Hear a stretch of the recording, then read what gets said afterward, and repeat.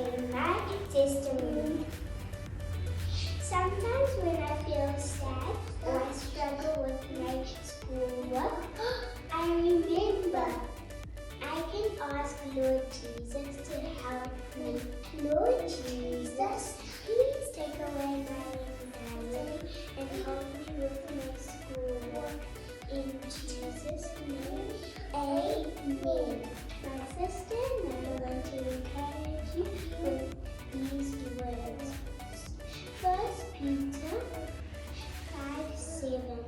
Cast all your anxiety on Him, because He cares for you. Come on and cast all your anxiety on Him, because He cares for you. He cares for you. Come on, come on, come on.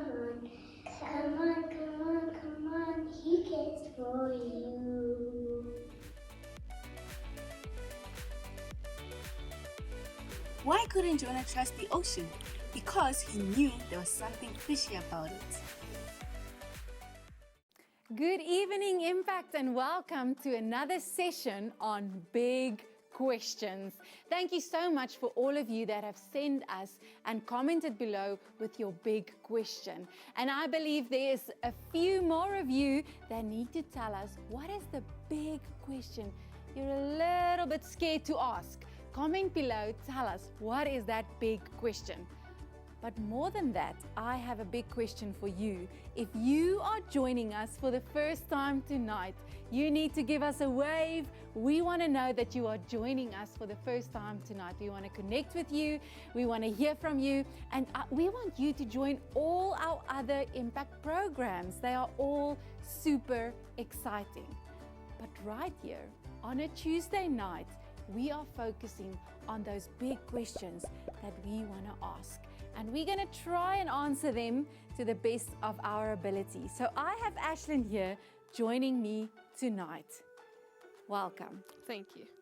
And she has a big question. So Impact, are you ready for tonight's big question? Does God have friends or is He alone? Impact, what do you think about that?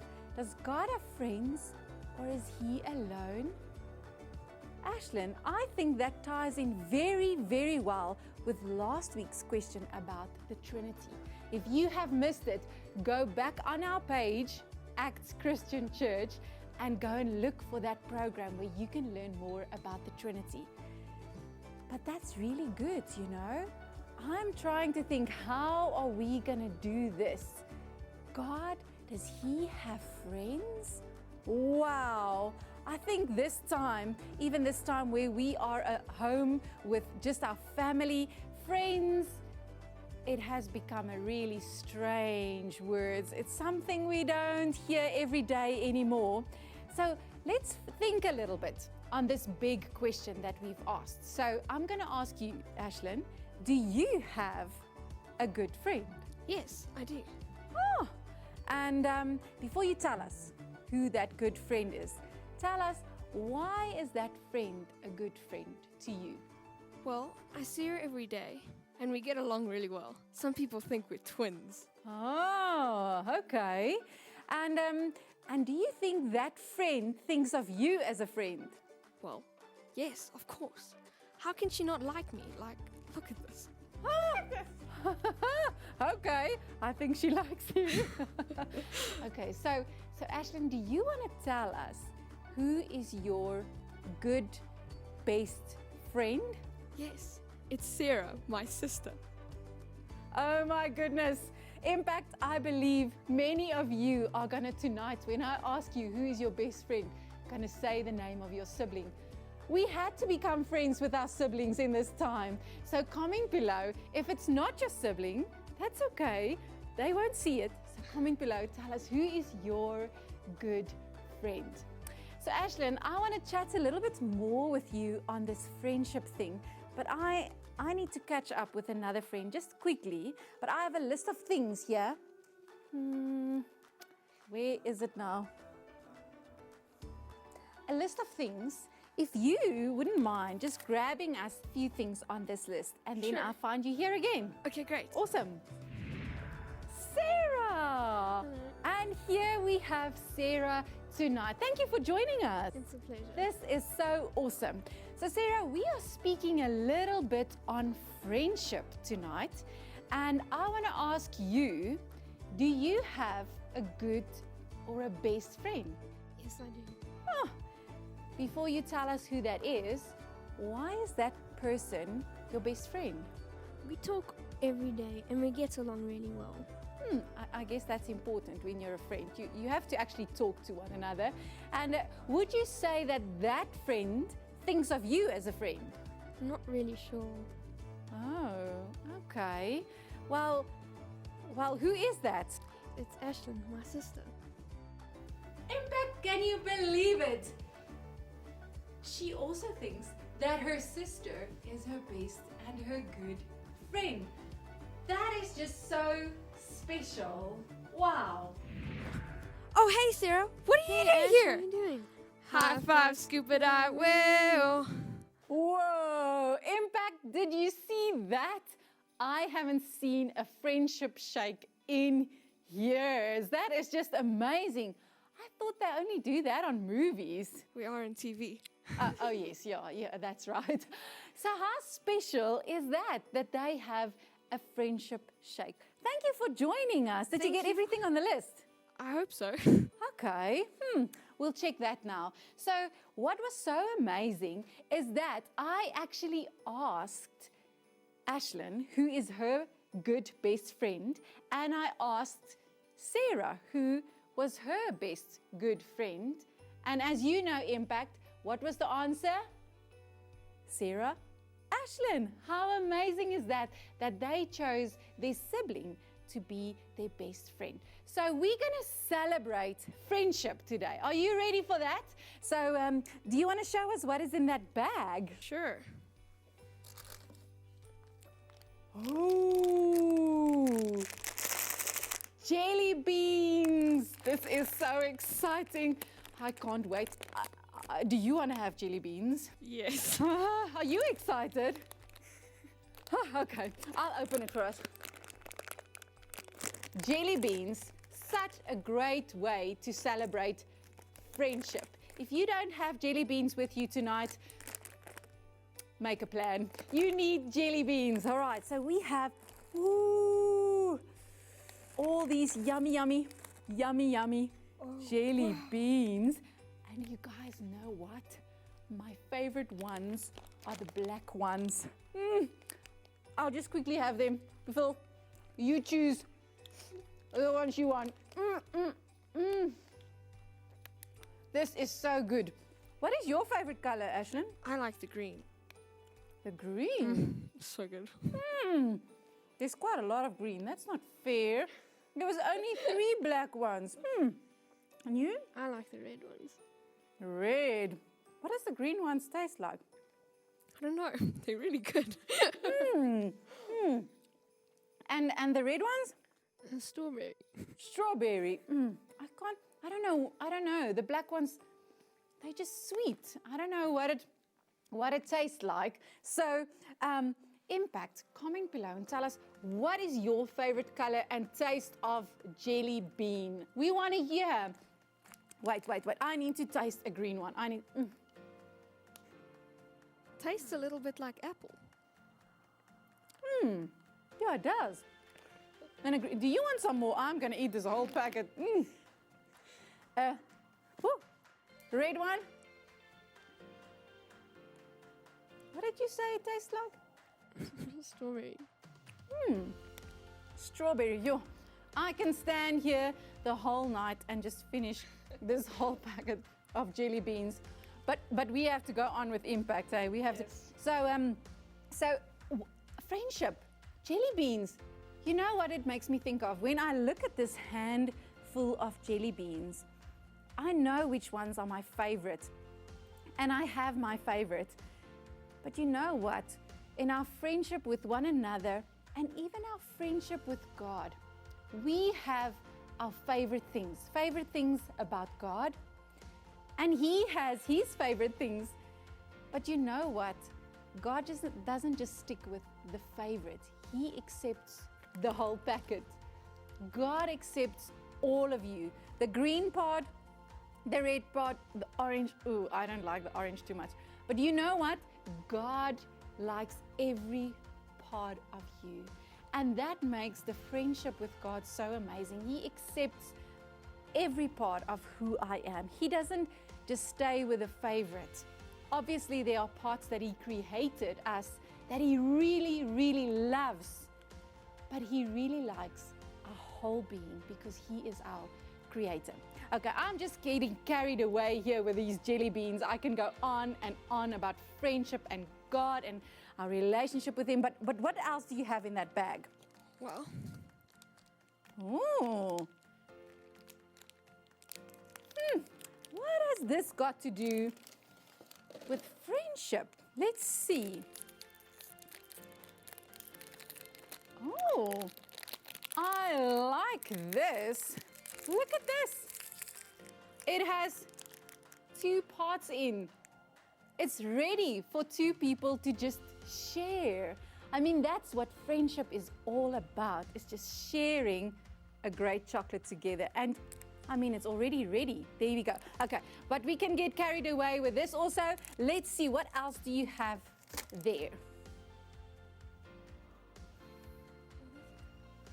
Guys, this is a photo album. I haven't seen a photo album in years. You have to comment. Tell us below, do you have a photo album at home? I know many of us don't have something like that. We have all our photos on our phones, right? yeah. Yeah. I mean, let's see what we have in this photo album. Wow. That's the 2 of you. An album with the 2 of you. Such great memories. Wow. Look how young you are, Ash. I know. Oh, and who's that? My grandma. Our grandma. Oh, wow. And oh, look at this. You have the same dresses on. How cute is that? Guys, it's so amazing just to page through an album. What do you have there in your hands? I think it's a ball. Oh my. Oh, look at this hat. Oh, who is that? That's me. Sarah! Wow, how amazing. Guys, I have forgotten just how beautiful the memories are of a friendship, of a relationship in an album. That is just incredible. It just makes me think also in our relationship with God, we have so many amazing memories that we can think of. It's just amazing, all these amazing friendships. Guys, but it makes me think about what the Bible actually says about friendships. When we read the Bible, there are so many records and stories about friendship. Do you guys have any memories about your favorite friendship Bible story? David and Jonathan.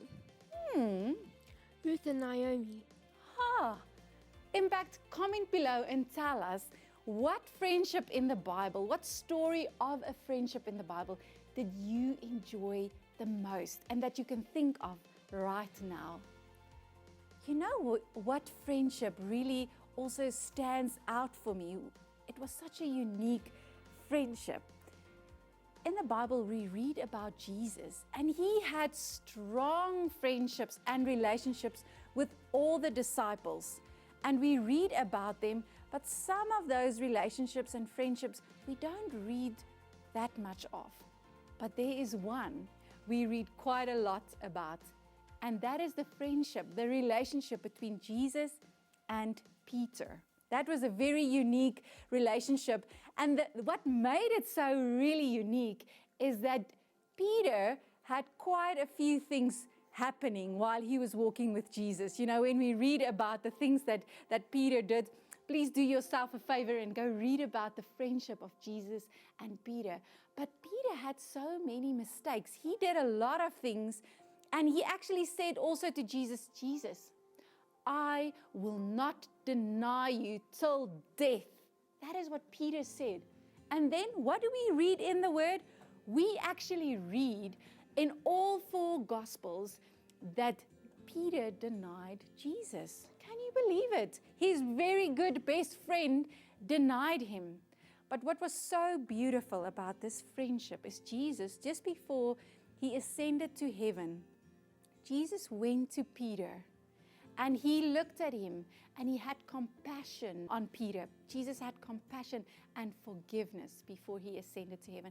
What a beautiful friendship we see. And we see that friendship is very important. It goes 2 ways. It cannot just come from the one side. It must come from both sides. And that is what makes friendship so special and so unique. So I want us to just take these objects. Can you take out those jelly beans? Oh, I can't wait to have them all. Those jelly beans. So the jelly beans, what can we learn from the jelly beans and our friendship relationship with God? The jelly beans. When you see the jelly beans, remember that God loves all of you. Every part. Every good and every not so good part of you. So you don't just have to tell Jesus the good parts and share it with him. You don't just have to share the least favorite with him. Like we would sometimes do with our friends. We would eat all the good flavors and leave the not so good flavors for our friends. So give God your best and give God your worst. Give God your everything. Amen. So Ashlyn, what do we still have there? The chocolate. What can we learn from that chocolate that you have in there? Well, the chocolate. Sometimes it must just be the 2 of you. Just you and God. No music, no church, no Bible, no food. Just the both of you. Talking and enjoying time alone. So we don't need all those added ingredients to make this friendship work. We just need the 2 of you, the 2 of us, you and God.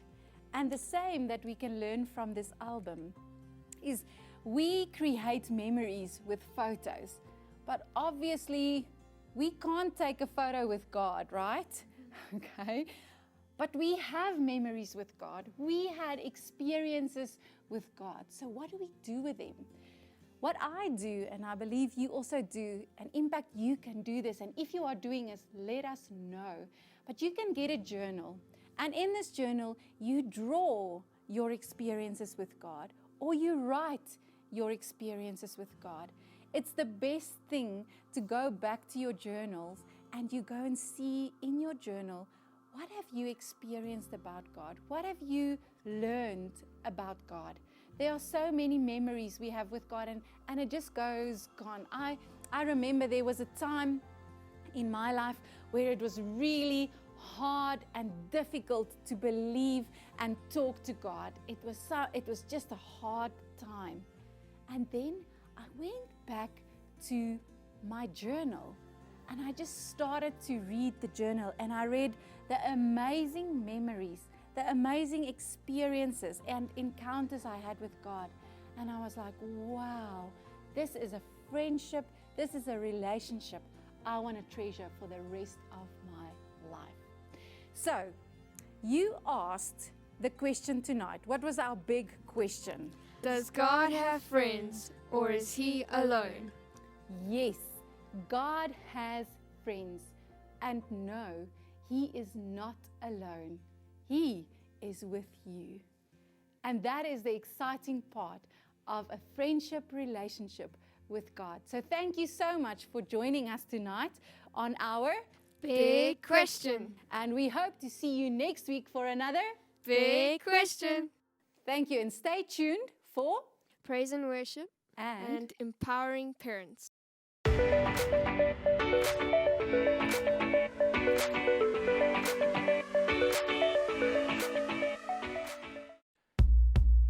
Let's go! Let's go! Hey! I got a feeling that I can't explain. I got a praise in me I can't contain. There is freedom running through my veins. Let's go! 'Cause your love has broken every chain. Come on! I wouldn't have made it, but you came and saved me. I'm celebrating.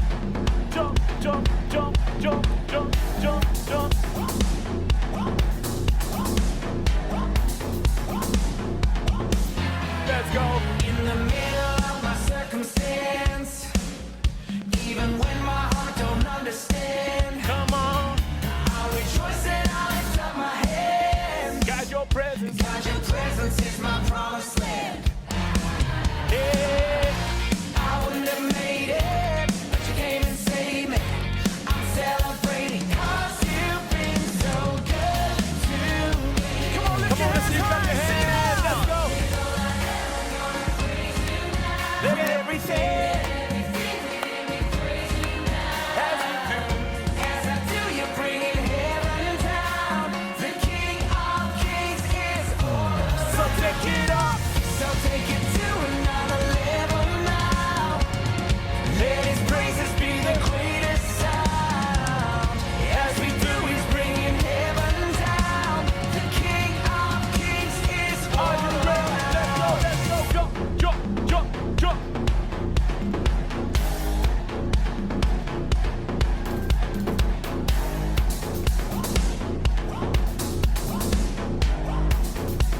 Come on, let's go, let's go, let's go. Sing your praise to him and sing it aloud. Come on. Sing your praise to him who rides on the clouds. Sing your praise to him who rocks Are the you crowd. ready? Let's go. Come on, come on. Everybody make some noise. Jump.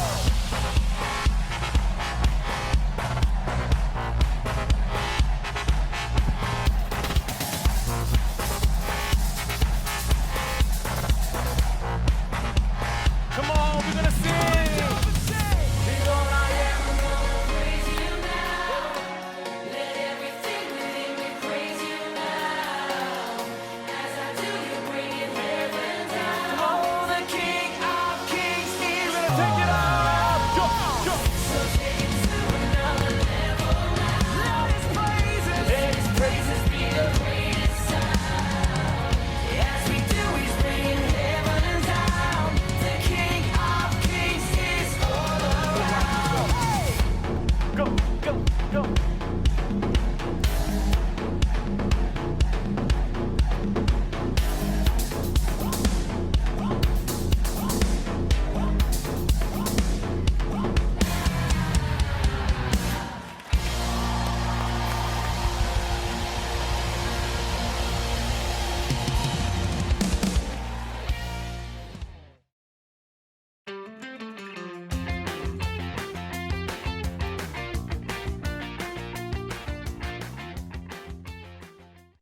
Good evening, empowering parents, and we are so excited to have another evening where we can just chat together as parents. And we are so excited because tonight we have Innocent with us. Many of you know her from church.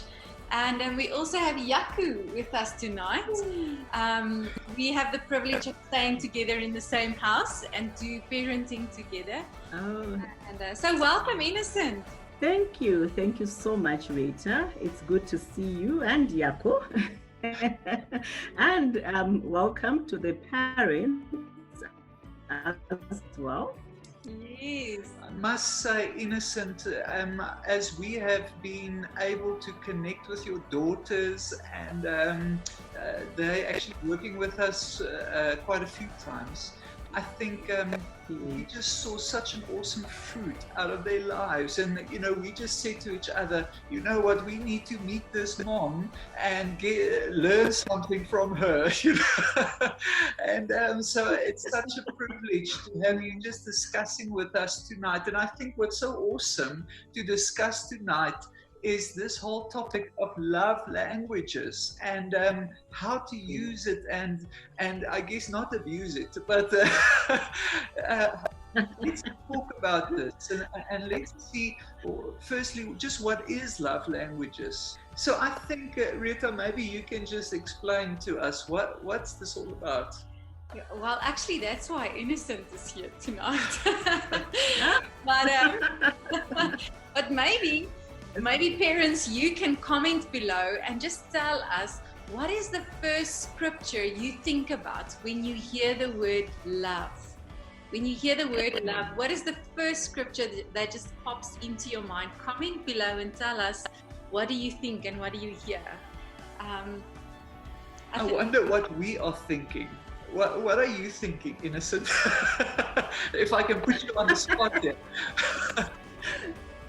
Yeah, no, you are putting me on the spot there. But yeah, so love. I suppose love is everything that encompasses our way of being, our existence. Love, you know, there's the love of God, there's the love that we have for one another. So I suppose love is actually our way of communicating. Love is our way of being with one another, understanding one another. So I'll leave it to the parents to think of the scripture, the first scripture that comes to mind. But for me, love encompasses our well-being. I mean, when Christ actually said to us that we it was a new commandment that he had given us to say we need to love one another as he has loved us. So it completes our whole being, our whole purpose of why we are here as the children of God. Yeah, the first scripture I'm thinking about is 1 Corinthians 13. I don't know, what was the first thing you thought about? I just saw Jesus on the cross. I just want to say, if you are a parent and if you are commenting what your thoughts are, don't copy and paste. There are now 3 things that you're not allowed to use. So in 1 Corinthians, we read that love is patient, love is kind, love is not rude, love is not self-seeking, love does not keep record of our wrongs. And I think that is, I as a parent can many times, I've experienced that it's difficult to be kind. You know, there are times where I'm not kind. There are times that I just want to remind my child of what he's done wrong. And there are times that I'm just rude as a parent. And I realized it's because that love tank is not full.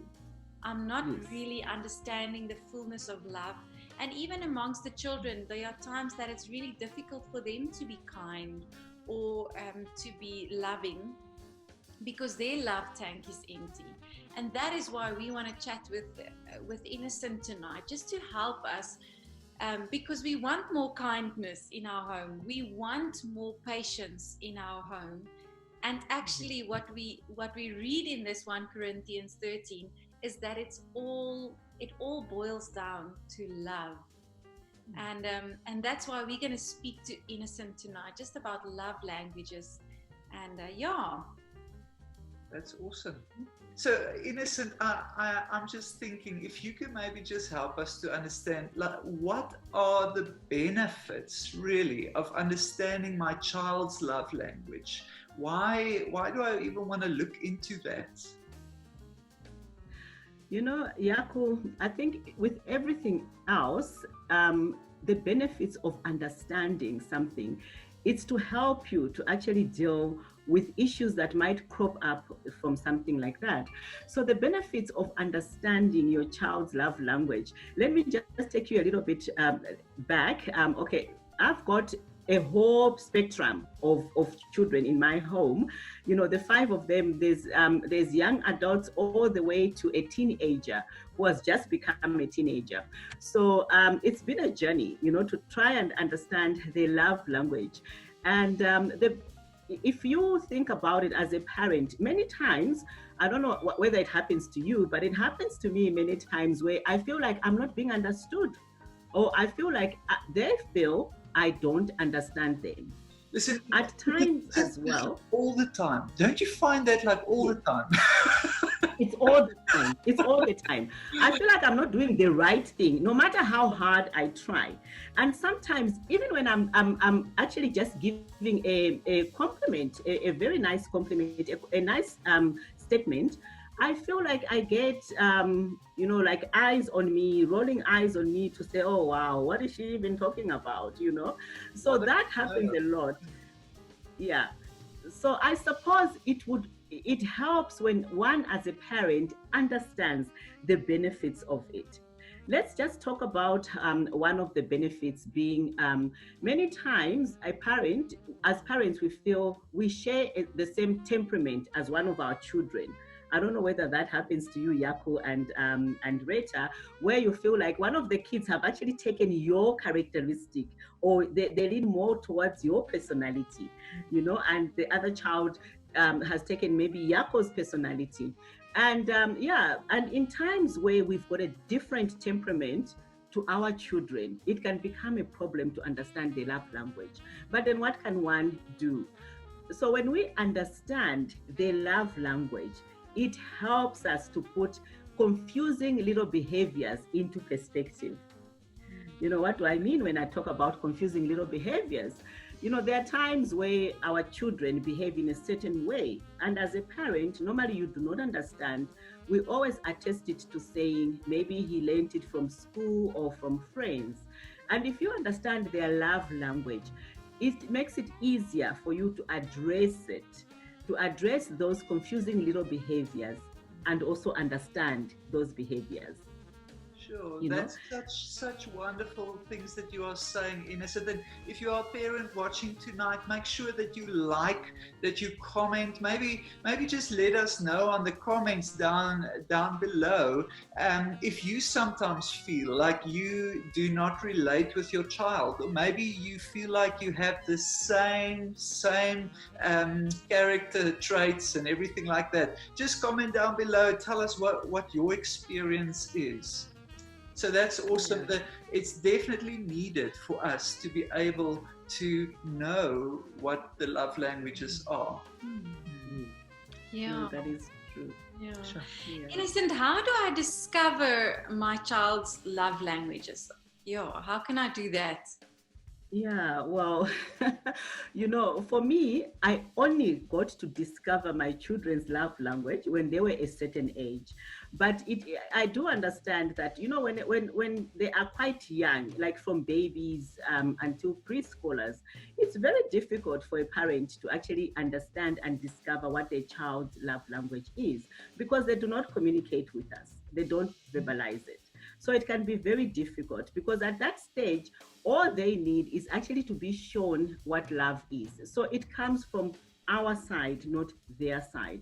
So when they are that age, it's a bit, difficult, but you just need to show them love in different ways, frequently, and that's all you can do. So I always call that stage like the easy stage, the babies to preschoolers, it's the easy stage. And you won't really identify their primary love language.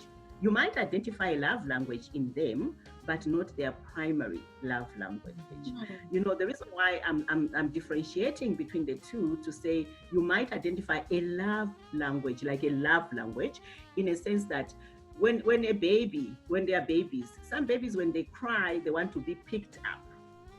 So the element of physical touch comes into being. So that is a love language, yes. But their primary love language has still not been discovered at this age. So that's I call it the easy age. Then when you go to the age of 4 to 8, this is where they're still not able to verbalize their love language. But then this is where you become the detective. You need to find out and investigate what the love language is. Yeah. And there are many ways of doing that.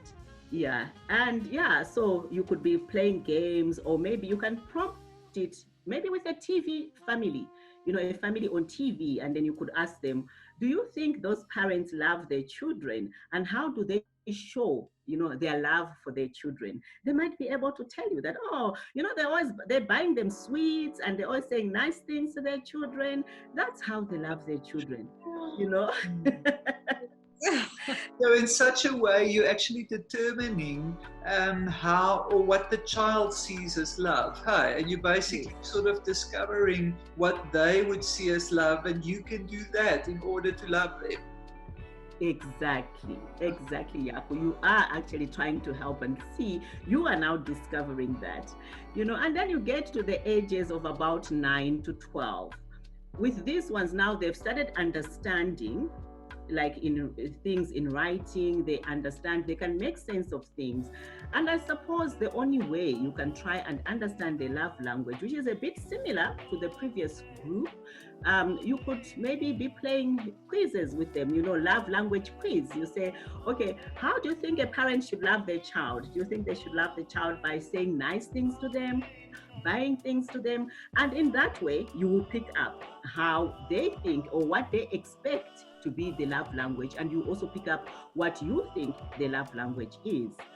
Then you come to the teenagers and the young adult, which I have got them in my house.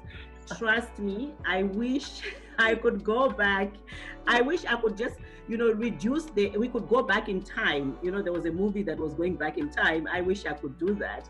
And but then this phase becomes one of the most difficult one to discover their love language, because they've developed a personality and a character already. And for you to discover what they really like, it will just simply be for you to understand them, to understand from observing, what they do. Maybe they like taking the bin out. Then you can identify to say, oh, my child's love language is the act of service. And maybe sometimes they just want to talk. They keep on talking and talking and talking. Then you could say maybe spending quality time with them is their love language. Yeah, so at this stage it becomes difficult, but at the same time easy, because all you do is watch and discover their love language. I wanted to interject you there, because I'm thinking, if you have a teenager, and I think any parent watching might agree with this, if you have a teenager that loves taking the bin out, I mean, never let them go.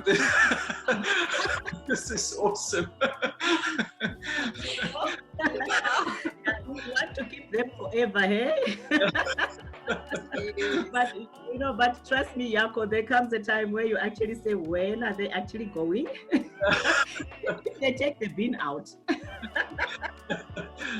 Sure. Yeah. Maybe we can just quickly recap on what are the 5 love languages, so that we can just, I think many parents know what they are. But maybe we can just quickly recap on them. So Innocent, if you can maybe just quickly just name the 5 love languages that we do get. Sorry for being there, but I'm just thinking maybe we can just recap on that. All right, thank you, Rita. The 5 love languages are, number 1 is the affirming words. These are the words of affection and endearment, or praise and encouragement. So that's number 1. Number 2 is the act of service, like taking the bin out. It's a service that your child enjoys to do for you, a service that you find valuable in your child. I remember when they were a little bit younger, there was one of the girls, I won't mention their names because they do listen to this program and all that, but one of the girls used to, rather every time I come from work, she would run and meet me at the car so she can take my handbag, inside the house. That's sweet. So yeah, that's an act of service. And another one is the quality time. Now this is the quality time, the attention that one gives to one another, being together. That's also a love language. Gifts are a love language. I also do have one character in my house, one personality that loves gifts. Sometimes even if they are deserving, but they love gifts, For them, that's their love language. And then there's the physical touch. There's just other children or even adults that love to hug, touch and all those things. That's, one of the love languages. So just to recap, it's affirming words, number 1, the act of service, the quality time, gifts, and physical touch. Those are the 5 love languages. And we can use all these love languages to really love onto our children and really, like Rita said in the beginning, to fill that tank, hey? Yes, true. If that tank is full, then it's easy for them to give love. It's easy for us to give love. And I think it then actually starts to cut out a lot of situations in our household that doesn't need to be there. Very negative situations. It sort of fades those out. Hey? Yes, that is true, Yako. That is true. And it's these love languages, it's actually something we use for the rest of our lives. From starting when we are babies all the way to, when we are grannies, we use these 5 love languages. Sure. Now, Innocent, I'm just thinking, just for parents that's watching out there, maybe you can just enlighten us a bit and just help us to understand what we as parents can do to really enhance and develop our children's love languages. Yes, Yako. Yes, for us to be able to enhance our children's love languages, we actually need to look back at the 5 love languages, or the 5 steps of love languages. which we can enhance our children's love language by affirming words. You know, you do find that in a home, you have a child that constantly seeks for affirmation. There is nothing wrong with that. Although many, psychologists have said when a child is looking for affirmation most of the time, there is an underlying issue. But at the same time, it's about affirming that child. It's about encouraging them, so we can enhance it by affirming words. Most of the times, I find that when you just say something nice to them, it makes such a huge difference, just praising somebody else. I have one once again in my house. Sorry, I'll keep on going back because, like I said, I've got an army of them. So in my home, I have one child that specifically, when it's their day to do the devotional, as we sit as a family, we actually allocate days of who is going to lead and do the devotional. I find that this specific one, always when they finish leading and doing the devotional, they actually look at your face, expecting you to say something else. And when you don't say something else, you can actually see it on their face that there was something there that wasn't complete. So soon after the devotion, you have to say, wow, you are so amazing on how you can break down a verse of the Bible and explain it so that we all understand it better. I always enjoy your devotions, and that way, the next time that it's their devotion time again, I promise you get amazing results. She keeps on getting better and better because of the words of affirmation. So they actually start blossoming. The more you Yes. speak those words, or you give those gifts, or the time, etc., the touch, you're actually blossoming your child. Hey. That's correct. You're actually blossoming them. You actually enhancing even their personality and character. And then there is the acts of service. You can enhance their love language by you expressing the acts of service. So when enhancing their love language, now it's you that are now, displaying the love languages. It's now from you as a parent. You are now displaying the love language. So you go on with the act of service. You thank your child whenever they've done something else, or sometimes you actually, if you found a bag that they left in the lounge, you were doing homework, they left it in the lounge, you can pack it for them and put it aside, put it properly for them. They've gone to sleep. In the morning when they come, they feel, oh wow, mommy or daddy packed my bag. Oh, thank you, mommy and daddy, And also quality time. You can enhance it by quality time. Once again, I remember when my ones were when the oldest ones were beginning to be teenagers. The one was really, she loves shops a lot, and the other one doesn't. So the one that loves shopping, I would make sure that every time I'm even doing grocery shopping, I would offer to say, would you like to come with me? Now that was our quality time together. When we go shopping, we talk about things, and then she says, no, I don't think the brown sugar is better. I think let's buy the white sugar. In that sense, we were spending quality time, but at the same time, I was enhancing the love language that she has as her character, as her personality, to say she prefers something else. And I would do that by accepting her suggestions. So we were spending quality time, but at the same time, also making her blossom in the way she makes decisions. Then there's the gifts. You can enhance it by gifts as well. When a child has done something else good, it really doesn't, there's nothing wrong with you the next day when you're coming from work, coming with a chocolate, a packet of sweets, just to say, it's a gift to say, okay, I'm giving you this because of, So yeah, and then there's the physical touch. There's just other kids that just love to be touched all the time, like I've also got one in the house. If you don't touch the hips, but your hair looks nice and you're touching it, they feel, okay, you haven't noticed that the hair looks beautiful. so we can do it by physical touch. Yeah, so just to recap is to say, how do we enhance it? We enhance it by displaying the love languages from our side onto them. That's so awesome, Innocent. And again, I just want to thank you for joining us tonight. I think you're shedding so much light on it. And, you know, as you were speaking, I was just thinking of our journey as well in discovering our children's love languages. And I remember, and some of you as parents watching, you might be feeling the same way. You know, for me, I was thinking in the beginning, I was thinking, man, the touch thing is very easy to do because it doesn't cost me any money. And, but now the quality time or the gifts, you know, that's like I must drive somewhere and I must go buy something. And I want to just encourage you as parents out there, if you're still discovering this whole concept. You know, I realize one of our children actually has quality time is a huge thing for her. And you know, I just had this thing of, oh goodness, where must I take her? This is time, this is money, this is effort.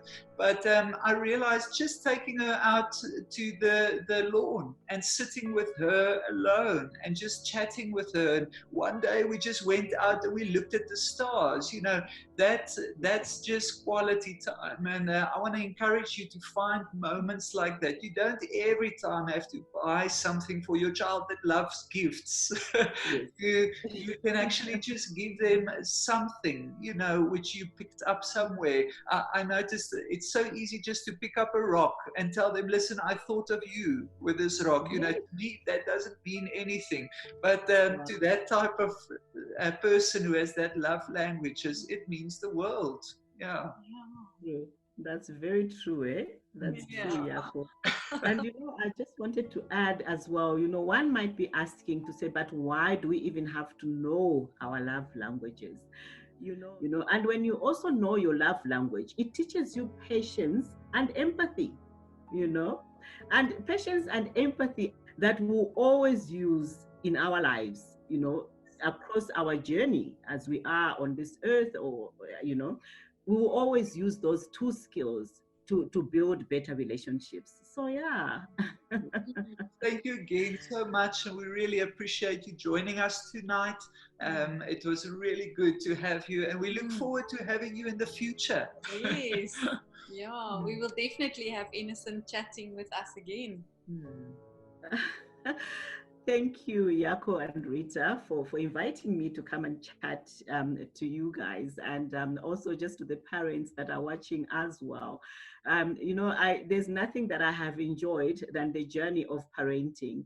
And, you know, in my case also, you know, parenting as a single mom has actually taught me so much. But what I appreciate is that with parenting as a single mom and partnering with God, I have seen the fruits of it. I really have enjoyed every step of my parenting, although for now I cannot wait for everybody else to get out of my house. But you know, it's been such a wonderful journey, and I would really want to encourage each and every parent to say, let's build relationships with our children. It's the only way we're going to get to know them, but also helping them to build their characters so that they can be better people. Yes, yeah. So parents, we're going to also greet you tonight. Next week, we won't get together for Empowering Parents because it's our Fast Forward week at Acts Church. So please join that online. But we are going to be back, and just as Innocent was mentioning now, we're also going to speak about the personalities and the temperaments of our children. And I think we definitely want to get Innocent back because she has such an army. And I believe she can give us so many examples and different examples of kids. So parents, please join us again in August as we continue in our empowering parenting journey. And then also in the comments below, you will find a link that you can click on, and you can also do a little profile test just to find out what is your love language. And then there's also one that you can just ask a few questions, answer a few questions to find out what is your child's love language. If you are not sure yet, just things that you can look at and just try it out at home. So see you next week. Have a super blessed evening. Bye. Thanks. Bye. Bye, parents.